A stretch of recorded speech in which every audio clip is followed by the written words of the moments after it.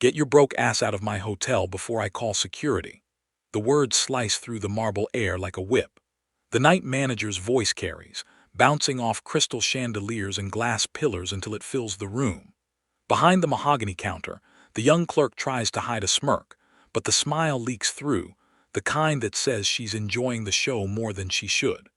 The lobby is silent except for the hum of the ceiling lights and the faint jazz leaking from the restaurant next door.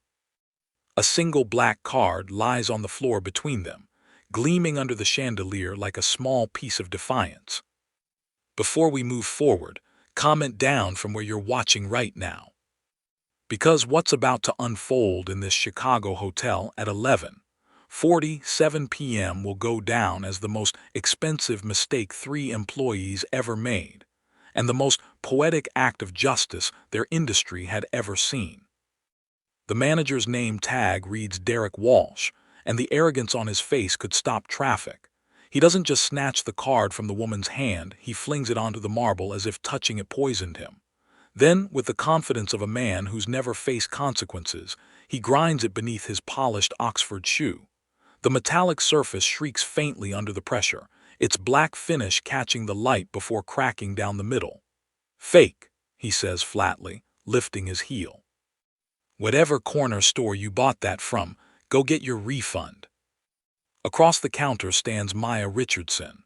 Her posture is unbothered, her expression unreadable. She's dressed in worn jeans, a white cotton shirt, and canvas sneakers that still carry the dust of airports. Her hair is tied back neatly, her hands calm. The kind of composure that unnerves men like Derek because it means she's not reacting, she's recording. The clerk, Sarah, laughs under her breath. "Should I get the mop?" she says lightly. "That card probably left a stain." The comment stings the air like acid, but Maya doesn't move. She bends down, retrieves the Centurion card, and wipes it gently against her sleeve.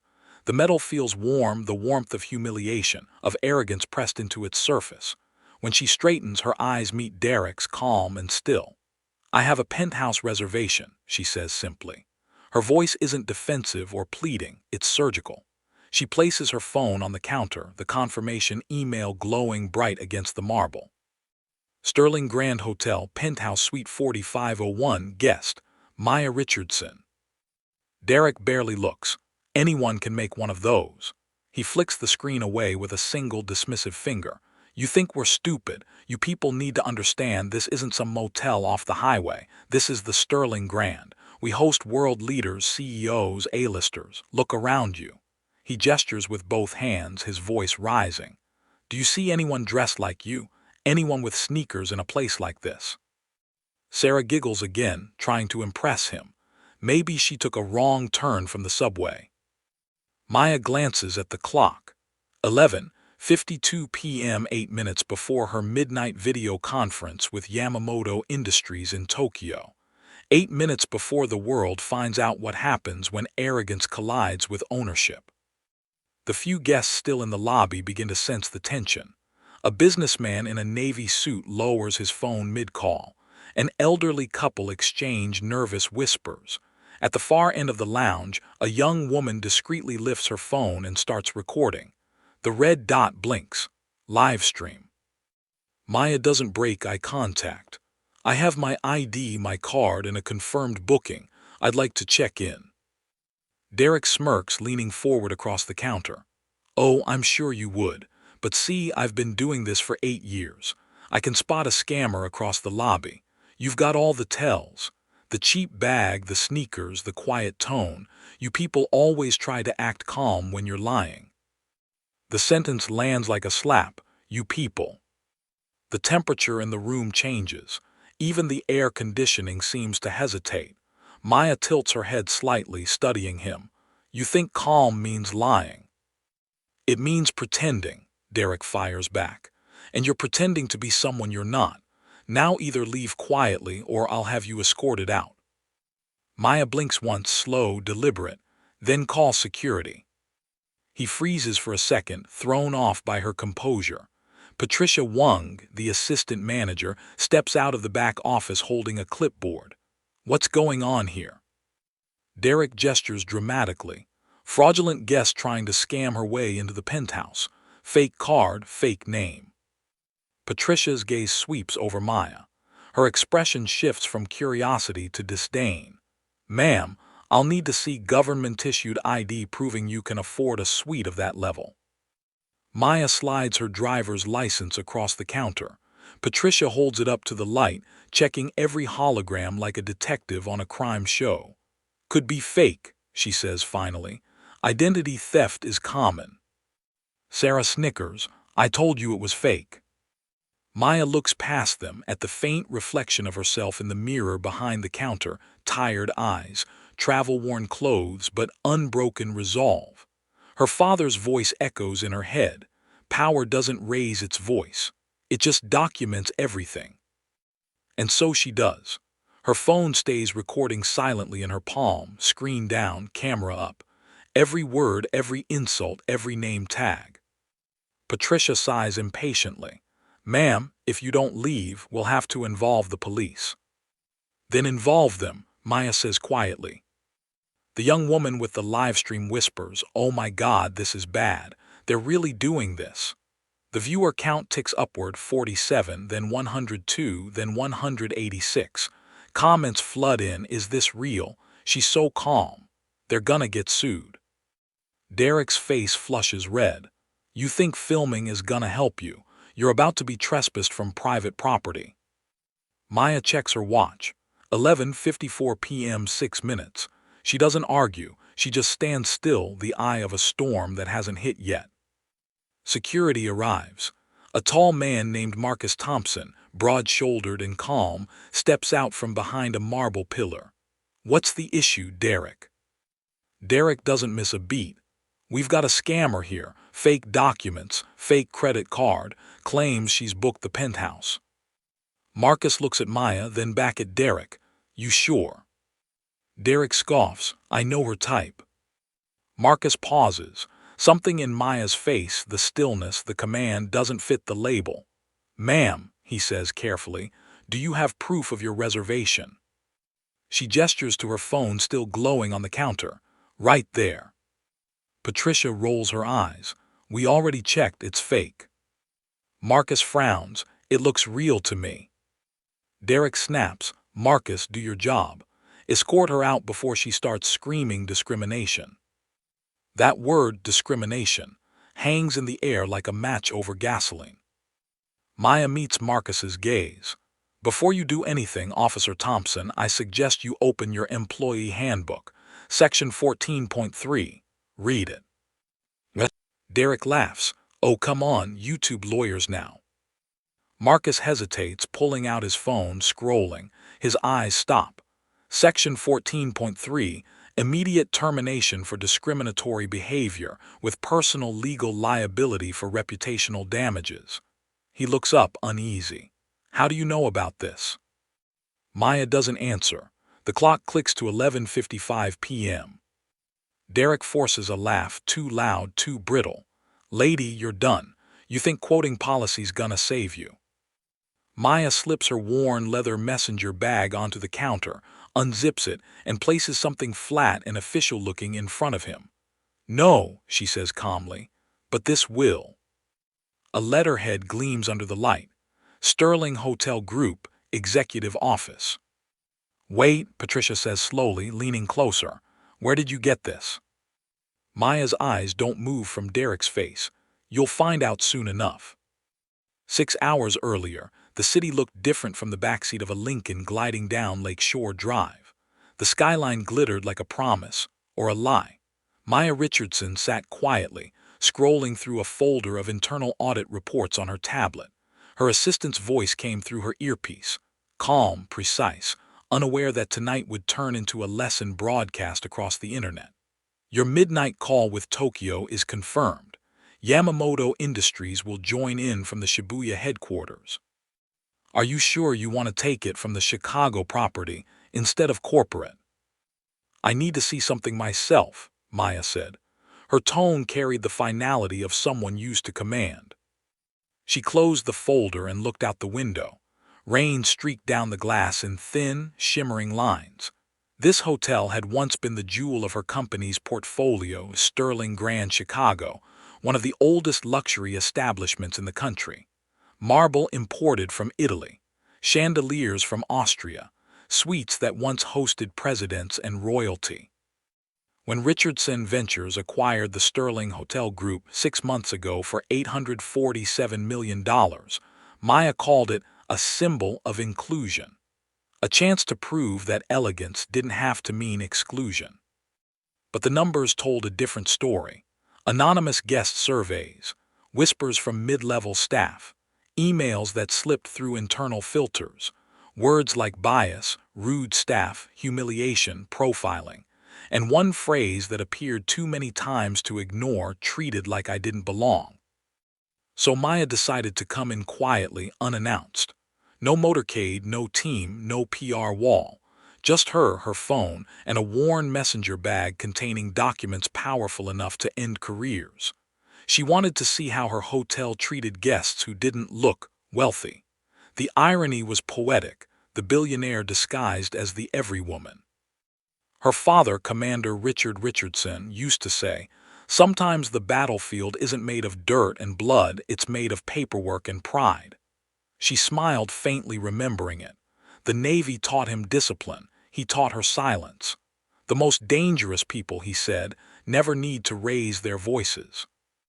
Now, sitting beneath the same chandeliers he would have admired, she watched the front desk staff mock her, one giggle at a time. Derek Walsh, night manager, 35, overly confident, underqualified. Fired twice from smaller hotels for misconduct, rehired after a reputation cleanse. Patricia Wung, assistant manager, 42, known for her attention to policy, though the policy she followed most faithfully was prejudice. Sarah Mitchell, new clerk, 24, eager to belong, desperate for approval, still blind to what that approval costs. Maya already knew all their names, their records, their histories. The irony was, they were standing before the woman who signed their paychecks, insulting her face to face without realizing it. She took a slow breath, her pulse steady. She wasn't angry, yet anger was too blunt a weapon. No, she was something sharper, calculating. Every word they spoke was a data point, every gesture a note in the case she'd been quietly building. The hotel's surveillance system fed directly into her corporate security cloud. Every second of this interaction, Derek's shoe grinding her card, Patricia sniffing her ID, Sarah's laughter, was already backed up in 3 secure servers across 2 countries. They thought they were mocking a guest. They were, in fact, writing their own termination letters. "Ma'am," Patricia said again, still inspecting the ID like she was handling evidence. "This could be fake. People forge these all the time." Maya tilted her head, "Then call the police." Derek raised an eyebrow. "You really want to go that route? Cops don't play nice when it comes to fraud." Maya's phone buzzed with a new message from her assistant. Corporate flagged another guest complaint about Chicago. Repeated discriminatory behavior. Proceed carefully. Carefully? That word used to mean something, but not tonight. Tonight, careful meant controlled demolition. She typed a single reply. "Understood, activating verification protocol." Across the city, an algorithm triggered at Richardson Ventures HQ. It began pulling live footage, employee logs, and transaction data from the Chicago property. Everything was syncing automatically. Sarah shifted uncomfortably as the air grew heavier. "Maybe we should just recheck the system," she muttered, but Derek shot her a glare sharp enough to slice. "Don't second-guess me." The clerk shrank into silence. Maya observed all of it, the hierarchy of cruelty, the way fear trickled down from the arrogant to the insecure.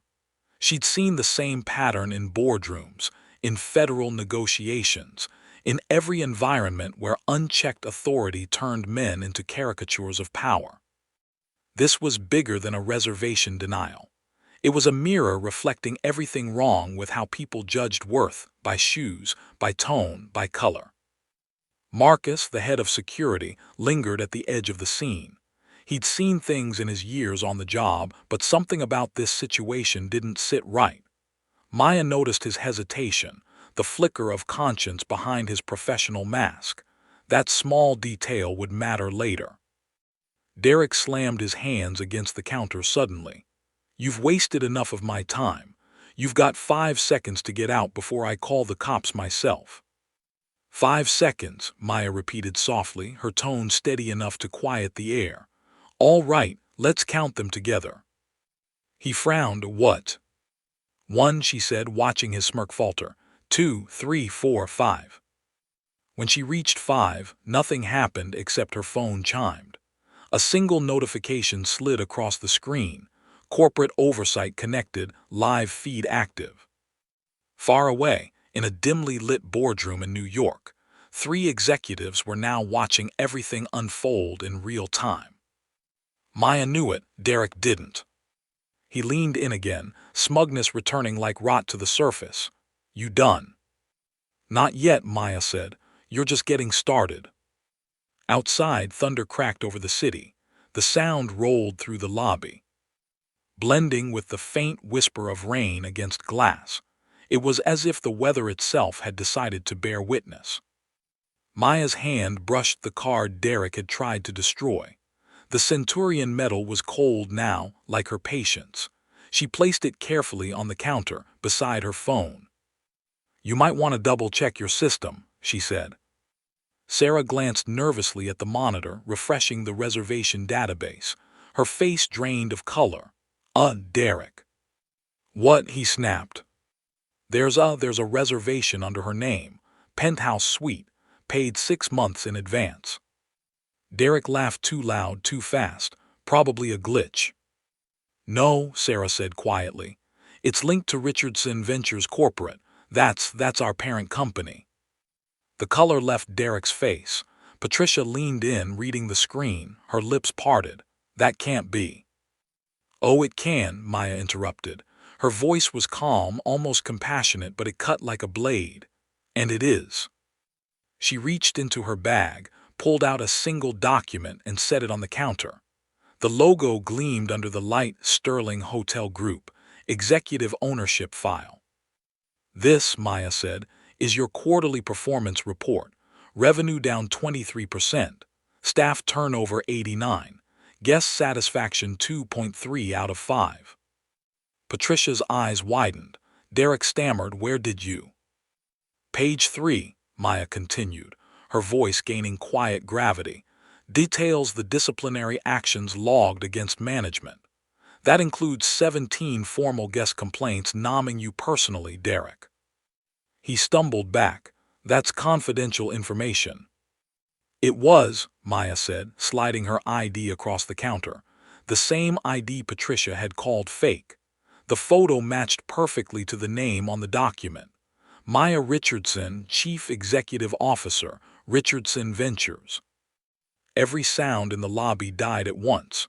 The hum of the lights, the tapping of the rain, even Sarah's breathing seemed to stop. "I came here tonight," Maya said softly, "to confirm what I already suspected, and you just confirmed it for me." Derek's lips moved, but no sound came out. Patricia looked like someone had unplugged her soul. Sarah's eyes were glassy, wide, filled with something that looked almost like guilt. Maya picked up her card and slipped it back into her bag. "The difference between a guest and an owner," she said, turning toward the elevators, "is that one of them leaves when told to. The other decides who stays." The digital clock on the wall blinked 11:58 p.m., 2 minutes before her Tokyo call, and 1 minute before 3 careers would collapse in front of a live audience. She pressed the elevator button. The doors opened with a soft chime, and for a fleeting second, Derek thought it was over. But for Maya Richardson, this was only the beginning. The elevator doors hadn't even closed before Maya's voice echoed in the silent lobby, low and commanding. "Marcus." The head of security straightened instinctively. There was something in her tone, not anger, not shock, but authority, the kind that triggers muscle memory in trained professionals. He approached cautiously, his steps slow across the marble. "Yes, ma'am." "Lock the lobby doors," Maya said. "No one leaves." He hesitated. Derek's eyes went wide. You can't just... Marcus looked between them, the weight of uncertainty in his chest. Maya turned toward him again, her gaze unwavering. You asked about Section 14.3 earlier. It also covers obstruction during a corporate audit. That did it. Without another word, Marcus walked to the entrance and turned the deadbolt. The metallic click echoed like a gavel striking wood. Derek's voice cracked. Audit? What audit? Maya reached into her messenger bag and withdrew a slim black folder. She laid it flat on the counter like evidence in a trial. This one, Sterling Hotel Group, Internal Operations and Conduct Audit, initiated December 17, 2025. The corporate seal glimmered under the chandelier light. You're standing in the center of it. Patricia's voice trembled. This can't be real. It's very real, Maya said evenly. The Chicago location was flagged 3 months ago after a series of guest complaints involving discrimination, profiling, and hostile service. She glanced at the lobby camera positioned above the reception desk. You were notified multiple times. You ignored the warnings. So now, we're doing this the formal way. Sarah swallowed hard, her earlier bravado gone. You mean this was a test? Maya's lips curved slightly. A demonstration.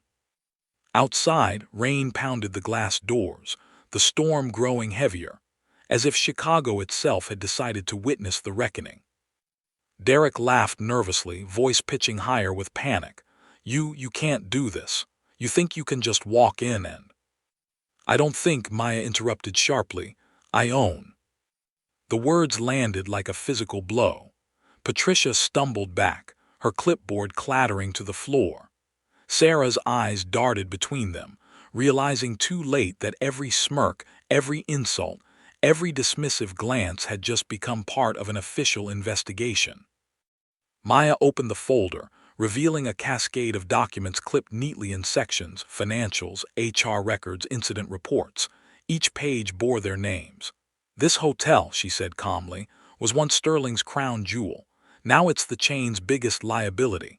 Guest satisfaction dropped by 40% in 1 year.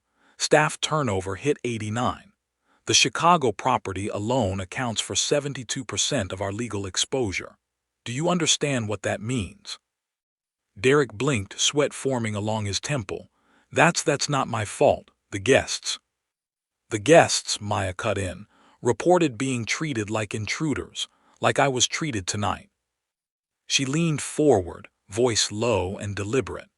Do you know what the Department of Commerce does to a property with repeated discrimination reports tied to federally regulated travel programs? They revoke federal partnership eligibility, which means you lose government bookings, international contracts, and corporate privileges. Millions gone overnight. Patricia's face went pale. You wouldn't. I already did, Maya said. 47 formal complaints were escalated to our Federal Compliance Division last quarter. As of midnight, every one of them becomes public record. Sarah whispered, public record. Meaning journalists, watchdog agencies, and civil rights groups will see your names attached to each case, Maya replied, her tone clinical. I tried to protect this location. You made that impossible. Derek's breathing quickened. His hand trembled against the counter. Okay, listen, we can fix this. We'll issue apologies, diversity training, whatever corporate needs. You had 6 months to fix this, Maya said. You chose arrogance over accountability. Thunder cracked again outside. The chandelier swayed slightly, casting fractured light across the polished floor. The whole scene looked almost cinematic. 3 employees cornered by the weight of their own hubris, and 1 woman calmly dismantling their illusions piece by piece. Maya turned her gaze to Marcus, who stood silently near the door, his jaw tight. How long have you worked here, Marcus? 8 years, he said. You ever file a complaint about management behavior? He hesitated. Once 2 years ago. What happened? They ignored it, said I was overreacting. Maya nodded slowly. And you stayed. I needed the job, Marcus said quietly. Maya studied him for a moment, then gave a short nod. You're staying for another reason now. Derek snapped, voice cracking under strain. You don't have the authority to reassign anyone. You're bluffing. Maya smiled faintly, the kind of smile that says you've already lost. She reached into her bag again, this time pulling out a silver key card embossed with the Sterling logo and the initials CEO, full access. She set it on the counter beside her Centurion card. Authority enough for you. The color drained from Derek's face. Patricia looked like she wanted to vanish into the marble. Sarah started to cry, small, silent tears sliding down her cheeks. Maya didn't gloat, she didn't raise her voice. She simply continued, each word cutting deeper than shouting ever could. When people like you run places like this, you poison more than a brand. You poison trust. You turn hospitality into humiliation. And that ends tonight. She flipped another page in her folder, internal memos, time-stamped emails, disciplinary records. Here's the part you don't know. Sterling Hotels operates under a federal partnership clause for international trade delegations, meaning every act of discrimination here doesn't just violate company policy. It violates federal anti-bias statutes under the Civil Rights Act Title II. That means personal liability, Derek, Patricia. You're not just losing jobs. You're facing legal exposure. Patricia clutched the counter, knuckles white. Please, I didn't mean. Intent doesn't erase impact, Maya said coldly. You're professionals, you chose your words, you chose your tone. Sarah's sobs grew louder. I was just following. Orders, Maya interrupted. That excuse died in Nuremberg. The silence after that was absolute. Only the rain dared to make noise. Maya looked at Marcus again. Start documenting everything from this moment forward. Take photos of the guest logs, reservation database, and front desk reports. Lock them down. It will collect the data remotely in 15 minutes. Marcus nodded, pulling out his company tablet. Yes, ma'am. Derek finally broke, the illusion of confidence shattering completely. You can't ruin my life over one misunderstanding. One misunderstanding. Maya's tone was calm but laced with steel. You've had 17 formal complaints nomming you personally, 3 pending lawsuits, 2 settlements paid out last year under non-disclosure agreements. You didn't need me to ruin your life, Derek. You've been doing that yourself. The young woman with the live stream was still filming quietly from across the lobby. Her viewer count had surged into the thousands. The comments scrolled faster than she could read. She's the owner. This man's career is over. She's handling it like a boss. Maya turned toward her. Miss, she said gently, please keep recording. Transparency is important. The girl nodded stunned. Yes, ma'am. Patricia leaned heavily against the counter, her voice barely a whisper. Ma'am, please, I have a family. So do the guests you humiliated, Maya said. And they left this hotel believing their dignity had a price tag. That price gets paid tonight. The digital clock on the wall flicked to 12:01 a.m. A new day, a new order. Maya's phone vibrated. She glanced at the screen, a secure message from corporate compliance. HQ connected, oversight recording verified. She placed it face up on the counter. Congratulations, she said softly. You're now the face of systemic reform. Derek shook his head. You'll regret this. I regret trusting people who mistake uniforms for power, Maya replied. She turned to Marcus. Prepare to deactivate their access badges. Patricia gasped, now. Immediately, Maya said. They're suspended pending termination review. Marcus hesitated. Should I escort them out? Not yet, Maya replied. They'll stay to witness the conclusion. I want them to understand what accountability looks like. She walked slowly behind the counter, her steps echoing. Derek stepped back instinctively, like prey sensing the approach of its hunter. Maya opened the office door behind the reception desk. Inside, rows of framed photos lined the wall, former general managers, award ceremonies, luxury events. She stared at one in particular, a ribbon-cutting photo from 2019. Derek stood there, smiling, arm around a city official. The caption read, "Sterling Grand Chicago, a legacy of excellence." Maya took the frame off the wall and placed it face down on the desk. "Legacy rewritten," she murmured. When she stepped back into the lobby, her voice carried the same composure it always had, precise, unshakable. Effective immediately, Sterling Grand Chicago enters executive oversight. Every department will undergo compliance review. All senior staff contracts are frozen pending federal verification. Derek opened his mouth to protest again, but no words came. Maya turned toward the camera, speaking directly into the livestream lens. "Let this be clear," she said. "Discrimination isn't a policy error, it's a moral failure, and tonight it's been corrected."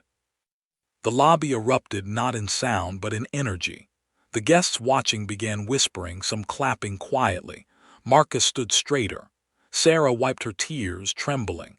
Patricia buried her face in her hands. Derek just stared at the floor, the weight of his arrogance crushing him in real time. Maya checked the clock once more. 12:04 a.m. now, she said, picking up her phone. "Let's call Tokyo."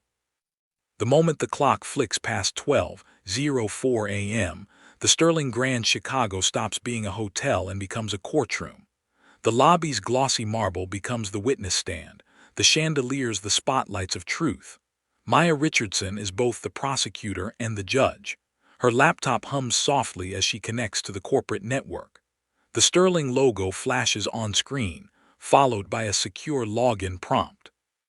Her fingers move quickly, deliberate and steady, the kind of confidence that comes from knowing she's not guessing. She's executing a plan that's been in motion for months. Derek watches in silence, his earlier arrogance dissolved into disbelief. The man who ruled this lobby with smirks and mockery now stands frozen, powerless to stop the woman he once called a scammer. Patricia leans against the counter, trembling. Sarah wipes her face, trying to quiet the sound of her own guilt. Marcus stands nearby, still and professional, recording everything on his company tablet. Maya doesn't raise her voice. She doesn't need to. Her authority doesn't come from shouting. It comes from documentation, from the kind of power that lives in paperwork, contracts, and compliance clauses most people never bother to read. "Marcus," she says evenly, "pull the staff roster for tonight. Cross-check it with the employee access logs. I want to know exactly who was on duty from 10 p.m. to midnight." "Yes, ma'am." He taps rapidly, his screen glowing against the marble light. Patricia finds her voice again, weak but desperate. "You can't access that without corporate approval." "I am corporate approval," Maya replies. Her tone is measured, quiet, but the weight of it could break glass. The system interface populates on her laptop. Sterling Grand Chicago, Internal Operations Portal. Maya opens a tab labeled Compliance Division, Level 1 Access. The words on the screen glow like a verdict. Every major hotel in the Sterling chain operates under federal hospitality statutes tied to the Fair Service and Accommodation Act, an extension of the Civil Rights Act that ensures equitable treatment in establishments receiving federal funds or tax credits. Sterling's luxury properties are part of multiple government travel programs, which means their conduct isn't just a matter of company policy, but of law. Maya taps a few keys and brings up a list of case IDs, internal investigations logged over the past year, 47 in total. The columns are lined with dates, complaint categories, and severity codes. 47 incidents, she says aloud. That's more than any other property in our portfolio. Sarah looks at the screen, her eyes wide. All from here." "Yes," Maya answers. "From this building, from this staff, including tonight's event." Derek opens his mouth to protest, but his voice fails. Maya keeps speaking, her tone clipped and precise. Each report carries a liability tag. Every time a guest files a discrimination complaint while staying in a property linked to a federal contract, it triggers a compliance review. That review is logged, audited, and transmitted to the Office of Federal Hospitality Oversight. Once that threshold crosses 25 violations, they initiate a full-scale federal inquiry. She looks at Derek directly. We hit 47. The color drains from his face. That can't be right. It's exactly right, Maya says. And the footage from tonight just made it case number 48. Outside, thunder growls again. Inside, it's Maya's laptop that does the damage now, page after page of names, timestamps, records. She scrolls through digital archives, emails sent by Derek, complaint responses from Patricia, employee notes from Sarah. She clicks one open. Subject, guest complaint 11,734. Woman claiming to be VIP guest. Author Derek Walsh. Details, guest appeared low income, possible fraud attempt, security called. Maya tilts her head, reading it aloud slowly. Possible fraud attempt. Then she turns the screen so the others can see. You wrote this 3 weeks ago. Derek stammers, I was following procedure. No, Maya replies, you were following bias. She scrolls again, opening another file. Guest complaint 11,737, racially insensitive remarks by night staff. Filed by an attorney from Detroit. Settled confidentially for $48,000. The payment authorization bears Derek's digital signature. Patricia grips the counter, whispering, "Oh my God." Maya doesn't look up. You thought those settlements vanished when accounting paid them out. But federal law requires retention of discrimination-related claims for 7 years. Nothing disappears. It just waits for the right moment to resurface. Sarah speaks up, voice shaking. You said federal inquiry, does that mean? Civil penalties, Maya cuts in. Fines, lawsuits, potential criminal liability for falsified records. The young clerk gasps. Patricia looks faint. Derek swallows hard, staring at the floor. Maya continues methodically, pulling another folder from her bag. This one is physical, thick with printed pages and sticky tabs. She opens it to reveal cross-referenced emails, annotated timelines, and screenshots. For months, she says, I've been gathering evidence. Anonymous reports from whistleblowers. Transaction logs from your shift schedules. Guest testimonies corroborated by timestamps. Tonight wasn't a coincidence. It was a live audit designed to test your integrity. Marcus looks up from his tablet. Ma'am, I've compiled the staff list.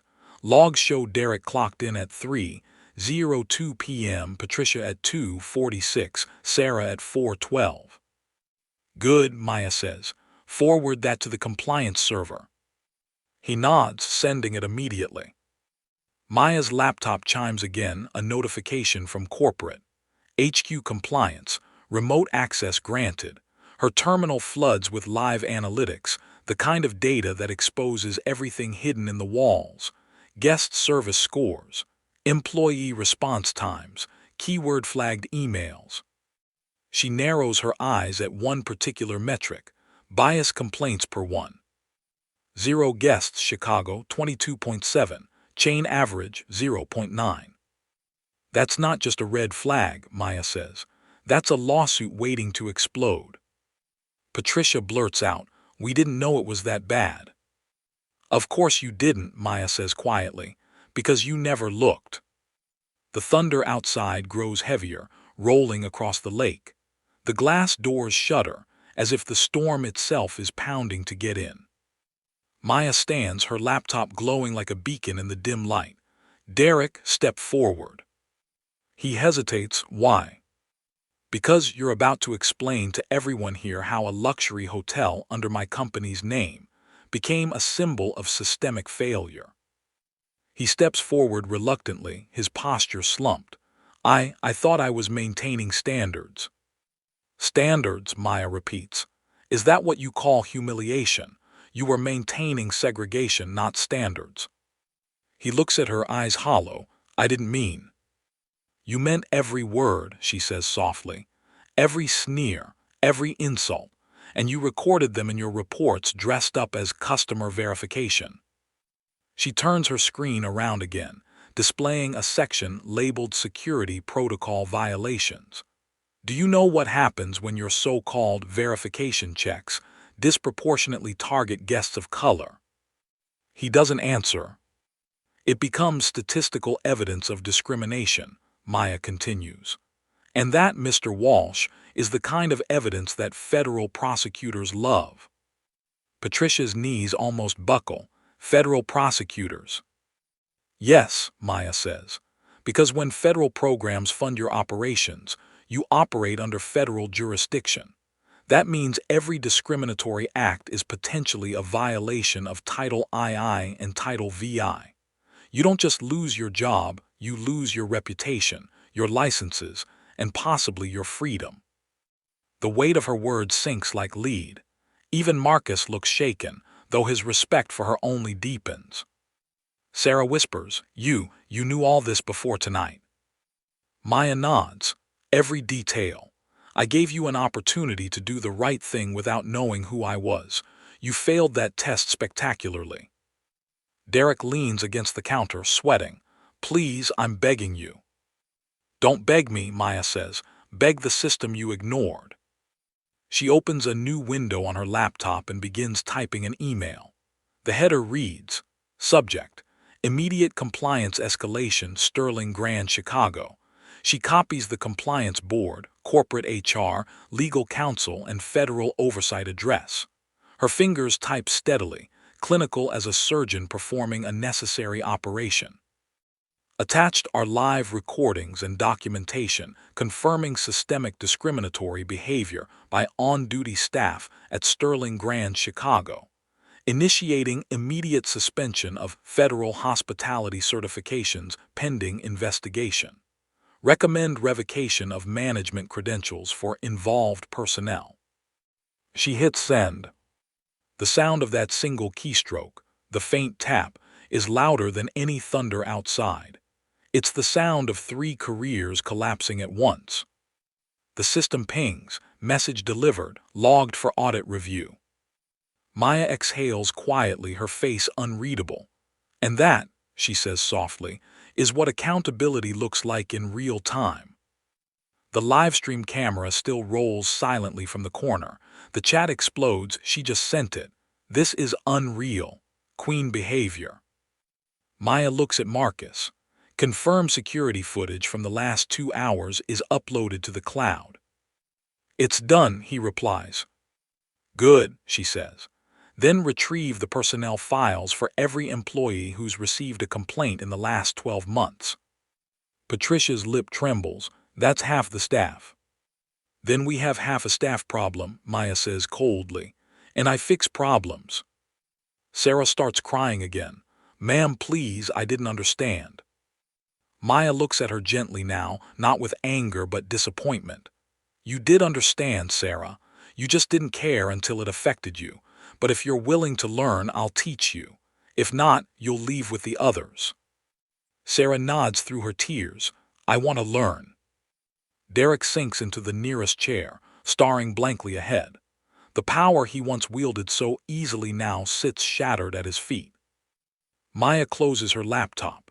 The storm outside begins to fade, leaving behind only the steady hum of the lobby lights. The silence feels heavier now, not the silence of fear, but of reckoning. This isn't just about me, Maya says finally. It's about every person who walked into this lobby and was treated like they didn't belong. Tonight, we change that permanently. She turns to Marcus. Secure the perimeter. No one leaves until compliance arrives. He nods, understood. Maya picks up her bag, the weight of it balanced perfectly on her shoulder. Let's rebuild this place the right way. The elevator dings softly in the distance, as if even the machinery understands something monumental has shifted. By 12:10 a.m., the Sterling Grand is no longer a hotel, it's the center of a storm. The first tremor comes from the phones. The front desk intercom blinks red, then the landline rings, then the lobby Wi-Fi begins to choke under the weight of 1,000 simultaneous refreshes. Someone on social media has posted the live stream. Within minutes, it's on every platform. Racist hotel manager exposed by guest live. Maya doesn't flinch. She sits behind the counter now, laptop open like a court ledger, typing calm lines of command while chaos builds outside the glass. Derek paces in tight circles, his tie half undone, whispering to Patricia, "Shut it down. Get legal on the line. We can still stop this." Patricia shakes her head, eyes fixed on her phone. "We can't. Corporate already pulled our access. The dashboard says restricted by executive oversight." Sarah stands behind the counter, pale and silent, watching the viewer count climb on the lobby monitor. 7 0 12 0 18 0 viewers. "They're all watching us," she murmurs. Outside, blue lights flicker against the rain-slick street as Chicago PD pulls up, called earlier by Derek himself. Two uniformed officers step inside, their boots squeaking on the marble. One of them, a grizzled sergeant, nods toward Maya. "Ma'am, we got a call about a possible disturbance." Derek seizes the moment like a lifeline. "Yes, that's her, she's been." "Officer," Maya interrupts smoothly, sliding a document across the counter. "Before you continue, read that." The sergeant picks it up, scanning quickly. His brows lift. "Sterling Hotel Group and CEO authorization." "Yes," Maya says. "I own this property.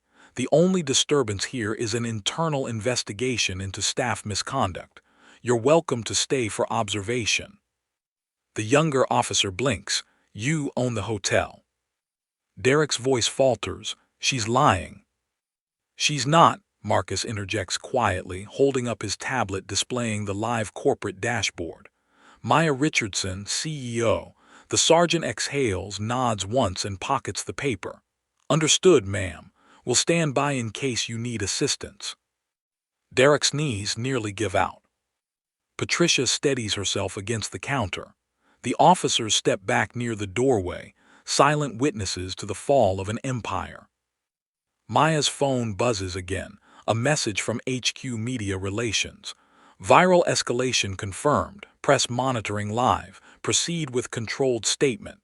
She types a single reply, "Initiating." Then she stands. Her presence fills the room, not loud, not theatrical, but absolute. "Everyone," she says, her voice echoing beneath the chandeliers, "look around you. This lobby is beautiful, isn't it? Imported marble, hand-carved mahogany, gold-plated fixtures, and yet none of that could hide the ugliness that walked through it tonight." The livestream microphone picks up every syllable. Thousands listen. "People like Derek Walsh and Patricia Wong," she continues, "turned hospitality into humiliation. They forgot that every guest who crosses this floor deserves dignity, not interrogation. So tonight, we restore that balance." Patricia's tears spill freely now. "Please." Maya raises a hand. "Not yet," she gestures to Marcus. "Bring up the policy board." He connects his tablet to the lobby display.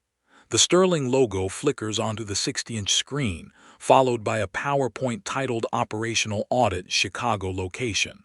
The first slide, revenue decline 23%, guest satisfaction 2.35. The next, complaints 47 confirmed discrimination reports. Gasps ripple from the watching guests. Someone in the back mutters, 47. Maya's voice stays calm. 47 opportunities to fix the problem. 47 chances to apologize.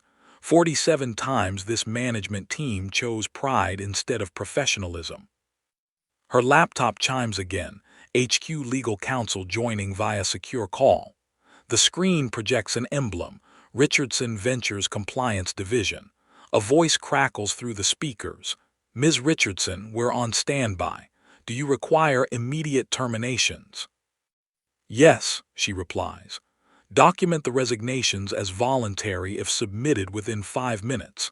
After that, classify as termination for cause under Section 14.3. The words land like hammer blows. Derek's breathing quickens. "Wait, please. You can't just fire people live on the internet." "You did worse live on the internet," Maya answers, her tone like ice. Patricia collapses into a chair, sobbing. Sarah clutches her own wrist, trembling but silent. The younger police officer whispers, "Ma'am, Do you want us to clear the lobby? No, Maya says. Let them watch. Transparency heals what secrecy infected. Outside, more people gather under umbrellas, watching through the glass as the scene unfolds. Inside, the livestream tops 25,000 viewers. Hashtags explode across Twitter. Sterling Hotel Racism, Maya Richardson, Accountability Live. Maya's assistant's voice comes through her earpiece. CNN Chicago just picked it up. Do you want to make an official statement? Maya pauses, then nods slightly. Patch me through. She steps forward into the camera frame, her posture impeccable, her eyes unwavering. My name is Maya Richardson. I am the Chief Executive Officer of Richardson Ventures and the majority shareholder of Sterling Hotels Worldwide. Tonight I checked into one of my own properties dressed like any traveler. Within 9 minutes, I was accused of fraud, insulted, and threatened with arrest by my own staff. What they didn't, voice sharpens, is that this was a federal compliance audit conducted by me personally. What they exposed tonight was not just prejudice, it was policy rot. A collective hush falls over the lobby. Even the storm seems to pause. Maya continues, to our guests watching online, this is what reform looks like. Real change isn't quiet, it's uncomfortable, public, and permanent. The screen behind her shifts to a live feed from corporate HQ. Her executive board sits in a conference room, faces grim but proud. The chair of compliance speaks. Ms. Richardson, authorization for immediate leadership restructuring granted. Accepted, Maya replies. Effective immediately, Derek Walsh and Patricia Wung are relieved of all duties. Derek's head snaps up. No, you can't. But Marcus steps forward, collecting their badges, his expression neutral. Company policy, he says simply. Patricia collapses into silent sobs. Derek slumps into a chair, muttering incoherently. The lobby guests watch, transfixed. Some begin to applaud softly, not for cruelty, but for justice finally served. Maya doesn't smile. She only exhales, slow and steady. Sarah Mitchell, she says. The young clerk flinches. You laughed when someone's dignity was destroyed. Tell me why I should keep you. Sarah's voice trembles. Because I see it now. Because I was wrong. Because I want to fix what I helped break. For a moment, silence. Then Maya nods once. You'll start retraining tomorrow. Your performance will determine whether you stay. Sarah nods rapidly, tears streaming down her cheeks. Thank you, ma'am. Maya turns back to the camera. Let this moment be remembered not as humiliation but as instruction. Every company, every manager, every front desk clerk watching right now, look at this lobby. This is what accountability looks like. It's not revenge. It's repair. The livestream chat floods with hearts and applause emojis. News stations begin rebroadcasting the feed. Commentators narrate in real time. This CEO just walked into her own hotel undercover and fired the entire staff on camera.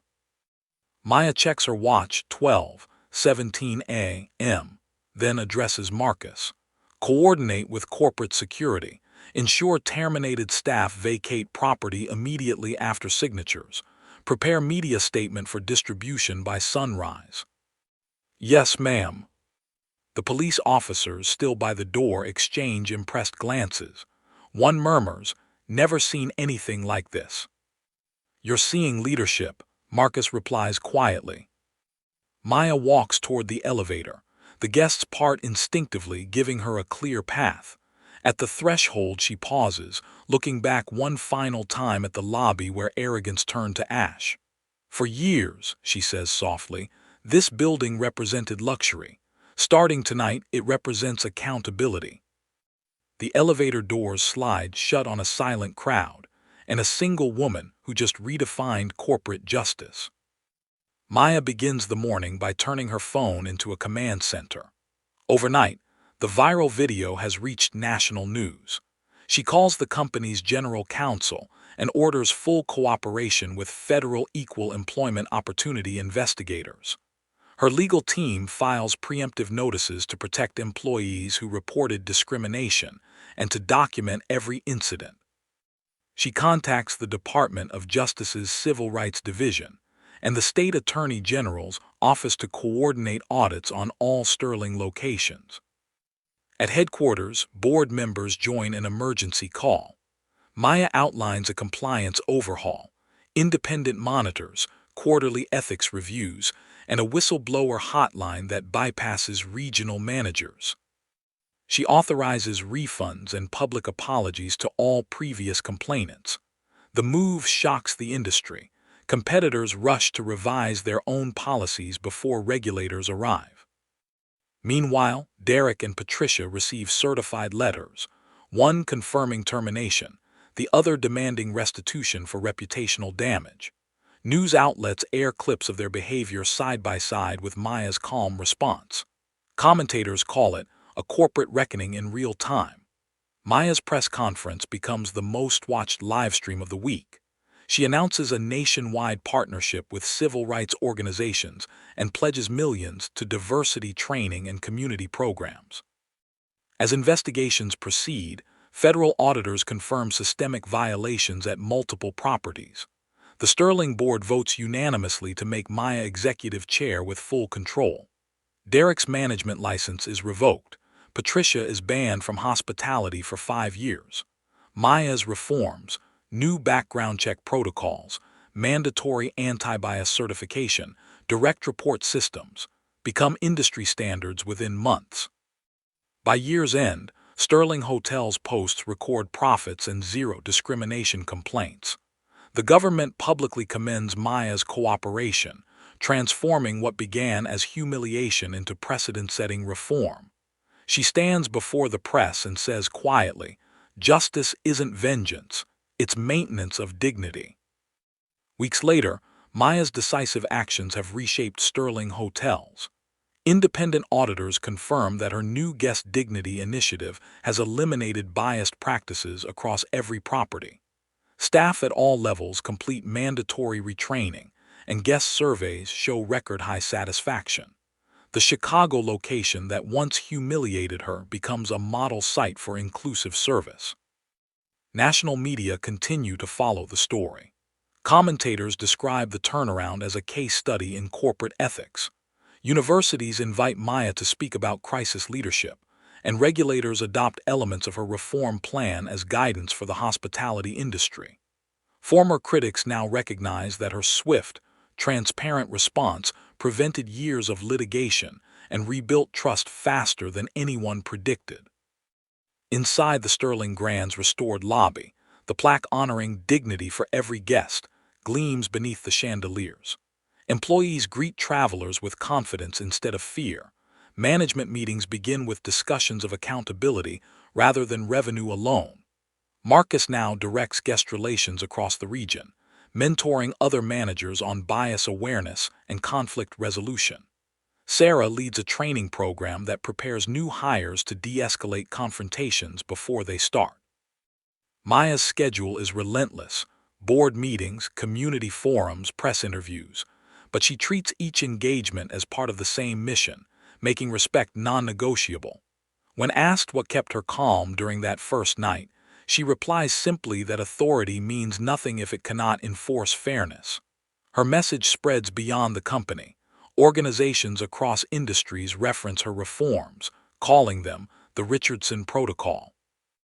A year after the incident, Sterling Hotels hosts a public gala in Chicago.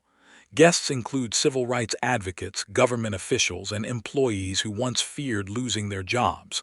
Maya steps to the podium and thanks them for proving that change is possible. The crowd rises in applause. The cameras capture her final words: "Dignity isn't a luxury, it's the standard."